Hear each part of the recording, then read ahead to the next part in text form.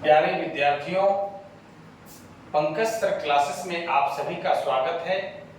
हम लोग क्लास 10 के फिजिक्स विषय के चौथा चैप्टर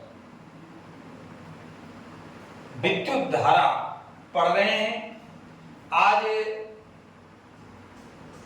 चौथा क्लास है। पिछले 3 क्लास के वीडियो को देखने के लिए डिस्क्रिप्शन में लिंक शेयर किया गया है, आप वहां से देख सकते हैं, समझ सकते हैं। जो लोग नए हैं, चैनल को सब्सक्राइब अभी तक नहीं किया है, सबसे पहले चैनल को सब्सक्राइब करें और वीडियो के अंत तक बने रहें। अगर वीडियो अच्छा लगे तो लाइक और शेयर जरूर करेंगे।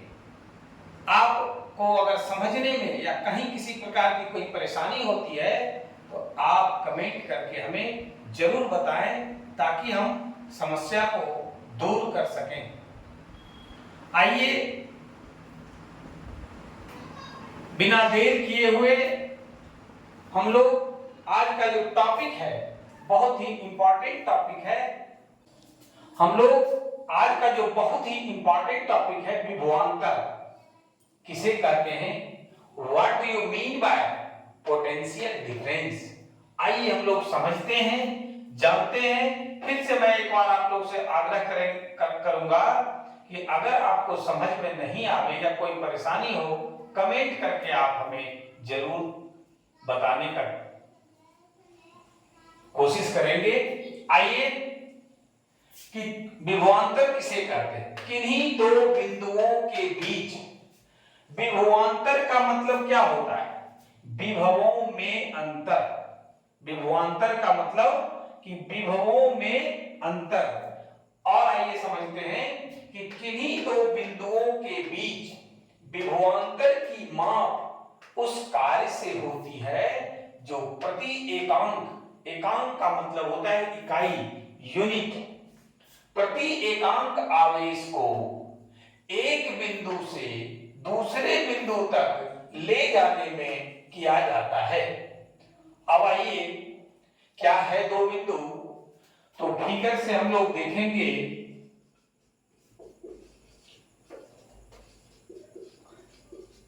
कोई भी अगर हम लोग फिगर बनाते हैं तो उसके नीचे उसके बारे में जरूर लिखिए। अब देखिए कि बिंदु O पर Q आवेश है जो विलग है, अलग है। समान आवेश का एक Q, स्मॉल q, धन आवेश या आवेश है जो बिंदु B से A पर लाया जा रहा है। अब देखिए कि बिंदु A पर विभव को भी A मानते हैं, बिंदु B पर विभव को भी B मान रहे हैं। अब आइए कि दोनों बिंदुओं के बीच कितना पोटेंशियल डिफरेंस हुआ, कितना विभवांतर हुआ। सबसे पहले लिखेंगे कैसे, इसको सीखेंगे हम लोग। VAB, इसका मतलब हुआ विभवांतर बिंदु A और B के बीच। क्योंकि B से एकांक धन आवेश Q बिंदु A पर आ रहा है, इसलिए विभवांतर VAB बराबर VA माइनस VB। विभवांतर जो A बिंदु पर है वो माइनस जो विभव जो है B बिंदु पर है, दोनों को क्या किए, माइनस कर दिए। हम लोग पिछले क्लास में पढ़े थे कि विभव बराबर होता है कार्य बटे आवेश। यहां पर देखिए जो कार्य है A B के बीच जो है उसको WAB लिखेंगे, और आवेश जो है वो Q होगा, ये Q आवेश है। अब जो है हम लोग देखिए कि किन्हीं दो बिंदुओं के बीच विभवांतर की माप। अब दो बिंदु है A और B, बिंदु A पर विभव VA, बिंदु B पर विभव VB। तो ये दोनों के बीच का जो विभवांतर है उसकी माप उस कार्य से होती है जो प्रति एकांक आवेश को, एकांक आवेश यहाँ Q है जो बिंदु B से A पर जा रही है, लाने में जो किया गया कार्य है वही लिखेंगे। प्रति एकांक आवेश को एक बिंदु से यानी बिंदु B से बिंदु A तक लाने में किया गया है। अब आइए विभवांतर को कैसे डिनोट करते हैं। हम लोग दो बिंदु A और B को ले रहे हैं, तो विभवांतर VAB बराबर विभव जो A बिंदु पर है VA माइनस जो विभव B बिंदु पर है VB, यानी बराबर हम लोग विभव बराबर जानते हैं W/Q होता है, किया गया कार्य बटे आवेश। तो ये WAB का मतलब हुआ कि बिंदु AB के बीच जो कार्य किया गया है, और ये जो एकांक धन आवेश Q है या एकांक जो आवेश है वो Q है, इससे हम डिवाइड कर दिए हैं। यही हमारा हो गया इन दोनों बिंदुओं के बीच विभवांतर। अब आइए कि विभवांतर का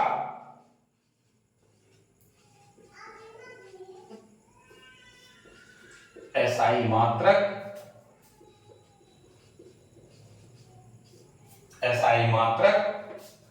वोल्ट भी होता है।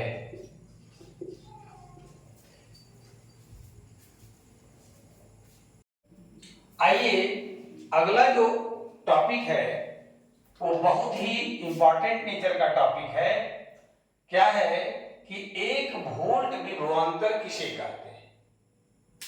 आइए, यदि एक कूलम्ब धन आवेश को, यदि एक कूलम्ब धन आवेश को एक बिंदु से दूसरे बिंदु तक ले जाने में 1 जूल कार्य अगर करना पड़े तो इन दोनों बिंदुओं के बीच विभवांतर 1 वोल्ट कहलाता है। फिर से समझिए कि यदि एक कूलम्ब धन आवेश को एक बिंदु से दूसरे बिंदु तक ले जाने में अगर 1 जूल कार्य करना पड़े तो इन दोनों बिंदुओं के बीच विभवांतर 1 वोल्ट कहलाता है। अब है आवेशों का प्रवाह। अगला जो टॉपिक है वो है आवेशों का प्रवाह। ये आपका ऑब्जेक्टिव के पॉइंट ऑफ व्यू से काफी इंपॉर्टेंट है, जानकारी के लिहाज से तो महत्वपूर्ण है ही। क्या है कि धन आवेश का जो प्रवाह होता है, गमन जो करता है वो उच्च विभव से निम्न विभव की ओर, वही लिख दिए हैं कि धन आवेश उच्च विभव से निम्न विभव की ओर गतिशील होता है, जबकि एक ऋण आवेश निम्न विभव से उच्च विभव की ओर गतिशील होता है। हमेशा याद रखेंगे कि धन आवेश जो गतिशील होता है वो उच्च विभव से निम्न विभव की ओर, जबकि ऋण आवेश जो होता है, ऋण आवेश वो निम्न विभव से उच्च विभव की ओर गतिशील होता है। अब देखिए कि बहुत ही इंपॉर्टेंट टॉपिक है कि सेल क्या है, what do you mean by cell, और बैटरी क्या है। बैटरी क्या है, बैटरी किसे कहते हैं और सेल किसे कहते हैं। आइए समझे जरा कि सेल एक ऐसी युक्ति है, ऐसा डिवाइस है जो अपने अंदर हो रहे रासायनिक अभिक्रियाओं द्वारा सेल के दोनों इलेक्ट्रोडों के बीच विभवांतर बनाए रखती है। अब एक शब्द है विभवांतर से हम लोग परिचित हैं, इलेक्ट्रोड क्या है। देखिए कोई भी सेल है उसमें 2 इलेक्ट्रोड होता है, 2 ध्रुव होता है, एक एनोड दूसरा कैथोड कहलाता है, एक धन ध्रुव हिंदी में दूसरा ऋण ध्रुव कहलाता है। हम लोग केमिस्ट्री के क्लास में इसको इन डिटेल में पढ़ेंगे, है ना। तो वही है कि सेल एक ऐसी युक्ति है जो अपने अंदर हो रहे रासायनिक अभिक्रियाओं द्वारा सेल के दोनों इलेक्ट्रोडों एनोड और कैथोड ऋण ध्रुव और धन ध्रुव के बीच विभवांतर बनाए रखती है। अब देखिए ये फिगर में एक बैटरी, आप जिसको आम भाषा में बोलते हैं वो सेल है, बैटरी नहीं है। बैटरी क्या है उस पर अभी हम बात करेंगे। तो अमूमन एक बैटरी जिसको आप बैटरी समझते हैं वो बैटरी नहीं बल्कि सेल है। जैसे मोबाइल में आपका सेल है, सिग्नल यूज करते हैं। आप अगर कोई दीवार घड़ी है या कोई भी और इलेक्ट्रॉनिक डिवाइस है जिसमें सिग्नल आप लगाते हैं, जिसको आप बैटरी कहते हैं, और एक यूज कर रहे हैं सिंगल, तो वो बैटरी नहीं कहलाएगा बल्कि सेल कहलाएगा। और उसका दो ध्रुव होता है, एक धन ध्रुव दूसरा ऋण ध्रुव, प्लस माइनस से हम दिखा भी दिए हैं। अब इसको भौतिकी में एक सेल को किस प्रकार से डिनोट करते हैं, उसका प्रतीक क्या होता है, जरा सा हम लोग उसको भी सीखेंगे। आप इस तरह से कीजिए, एक बड़ी लाइन खींचिए, बगल में छोटी लाइन खींचिए,